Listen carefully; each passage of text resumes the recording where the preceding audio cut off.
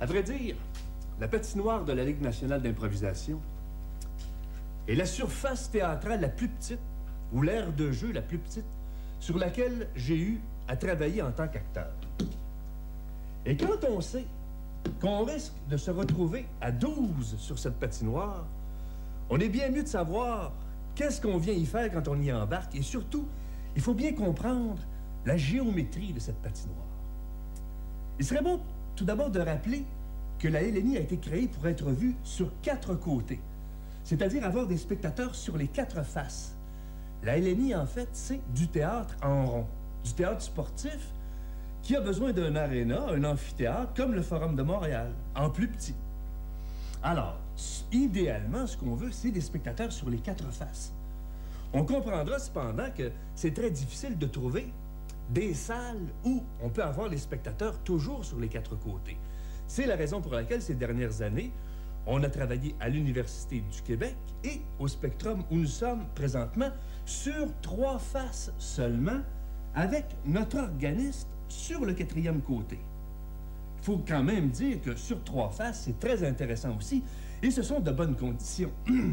Mais il est important de savoir s'adapter aux 2 possibilités. Prenons par exemple le challenge que représente des spectateurs sur les 4 faces. Le joueur en état de mouvement a toujours des spectateurs dans son dos. Alors c'est pourquoi il faut toujours poursuivre ce mouvement de façon à donner du jeu à tous les spectateurs autour, non seulement pour aller chercher le plus grand nombre de votes pour gagner le point, mais aussi pour donner un meilleur spectacle. Alors, il faut bouger constamment, ce qui entraîne le mouvement des joueurs adverses aussi. Et si on s'arrête, le meilleur point, c'est le coin de la patinoire. Quel que soit le coin, on verra que dans le coin, l'angle englobe le plus de spectateurs possible. Donc, sur 4 faces, les coins sont extrêmement importants. Sur 3 faces maintenant. Alors, il se produit un phénomène spécial. Il y a le côté de l'organiste ici, et dans le jargon de la LNI, on appelle ça le gros bout de la patinoire. C'est-à-dire, le joueur qui vient se placer au gros bout de la patinoire a tous les spectateurs devant lui, un peu comme le théâtre à l'italienne. C'est-à-dire que tous les spectateurs le voient de face.